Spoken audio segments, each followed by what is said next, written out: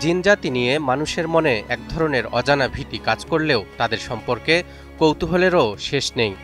জিনরা কি খায়, কোথায় ঘুমায়, কিভাবে বসবাস করে, এসব নিয়ে মানুষের জানার আগ্রহেরও যেন কোনো কমতি নেই।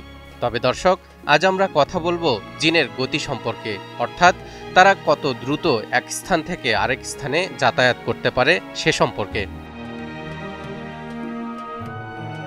হযরত সুলাইমান আলাইহিসসালামকে তো আমরা সকলেই চিনি।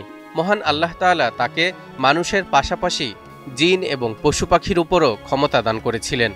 একদিন নবী সুলাইমান আলাইহিসসালাম সাবার রানী বিলকিসের সিংহাসন ইয়েমেন থেকে জেরুজালেমে উঠিয়ে এনে রানী বিলকিসকে চমকে দিতে চাইলেন। সুলাইমান আলাইহিসসালাম জানতে চাইলেন এই কাজ কে কত দ্রুত করে দিতে পারবে। ঘটনাটি সূরা নামলের ৩৯ এবং ৪০ নম্বর আয়াতে বর্ণিত হয়েছে এভাবে: قال عفريت من الجن أنا آتيك به قبل أن تقوم من مقامك وإني عليه لقوي أمين قال الذي عنده علم من الكتاب أنا آتيك به قبل أن يرتد إليك طرفك فلما رآه مستقرا عنده قال هذا من فضل ربي ليبلوني أأشكر أم أكفر ومن شكر فإنما يشكر لنفسه ومن كفر فإن ربي غني كريم। এক শক্তিশালী জিন বলল, আপনি আপনার জায়গা থেকে উঠবার আগেই আমি তা আপনার কাছে এনে দেব। এ কাজে আমি অবশ্যই ক্ষমতার অধিকারী ও আস্থাভাজন।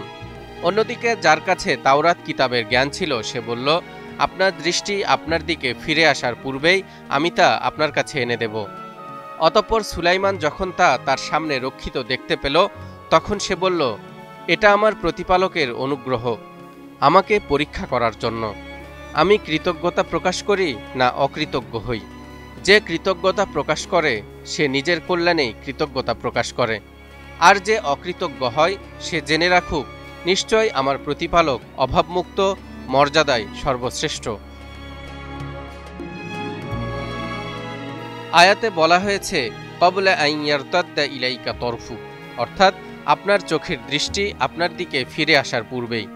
কিন্তু অবিশ্বাসীরা একটা সময় পর্যন্ত এই ঘটনাটিকে মেনে নিতে পারেনি। তারা বলতো জিনের মাধ্যমে এত দ্রুত সিংহাসন তুলে নিয়ে আসা অসম্ভব এবং অযৌক্তিক। তাদের কাছে তখন এ ধারণাই ছিল না যে জিনেরা কত দ্রুত স্থান পরিবর্তন করতে পারে। কিন্তু বর্তমান তথ্য প্রযুক্তির যুগে এসে ঘটনাটি নিয়ে আর অবিশ্বাসের কিছু নেই। কিভাবে, আসুন দেখে আসি।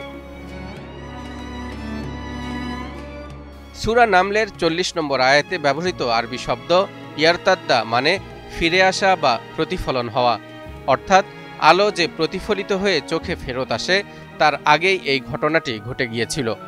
এখানে রয়েছে গতি ও পদার্থবিজ্ঞার এক চমকপ্রদ ইঙ্গিত। দর্শক, বলুন তো, দৃষ্টি ফিরে আসে কিভাবে, বা আমরা একটি বস্তুকে কিভাবে দেখতে পাই? আপনি যখন কোনো বস্তুর দিকে তাকান সেই বস্তু থেকে আলো আপনার চোখে পৌঁছাতে এক মুহূর্তেরও কম সময় লাগে। কিন্তু সেই আলো আসলে ওই বস্তুতে উৎপন্ন হয়নি, বরং আলোটি এসেছে সূর্য থেকে। প্রথমে তা ৮ মিনিট ২০ সেকেন্ড সময় নিয়ে সূর্য থেকে সেই বস্তুর কাছে এসে পৌঁছেছে। তারপর ওই বস্তু থেকে প্রতিফলিত হয়ে ১ নিমিষে আপনার চোখে পৌঁছেছে। অর্থাৎ সূর্য থেকে আলো এসে কোনো বস্তুকে আলোকিত করতে সময় লাগে প্রায় ৮ মিনিট ৩৩ সেকেন্ড। এরপর মুহূর্তেই তা আপনার চোখে পৌঁছায়।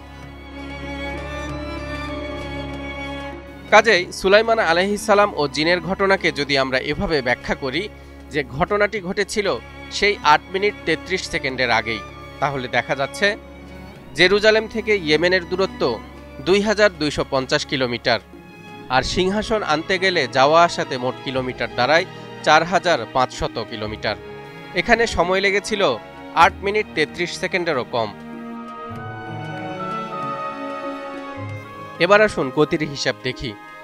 4500 কিলোমিটার ভাগ 8 মিনিট 33 সেকেন্ড সমান প্রতি মিনিটে 540 কিলোমিটার আর প্রতি ঘন্টায় 32,400 কিলোমিটার। অর্থাৎ সুলাইমান আলাইহিসসালামের ওই জিনের গতি ছিল মিনিটে 540 কিলোমিটার আর ঘন্টায় 32,400 কিলোমিটার। মহাগ্রন্থ আল কোরআনে এমন বহু তথ্য রয়েছে যা একটা সময় পর্যন্ত মানুষের বোধগম্যের বাইরে ছিল, কিন্তু সময়ের পরিক্রমায় আর বিজ্ঞানের অগ্রগতির সাথে সাথে একে একে কোরআনের অন্তর্নিহিত বিষয়গুলো আজ আমরা জানতে পারছি, বুঝতে পারছি। এভাবেই গবেষকরা কিয়ামত পর্যন্ত কোরআনুল কারীমের বৈজ্ঞানিক ব্যাখ্যাগুলো একের পর এক আমাদের সামনে তুলে ধরবেন, আর আমরাও সমৃদ্ধ হব ঐশ্বরিক জ্ঞানে। তালহা ইবনে রেজা, নিউজ 24।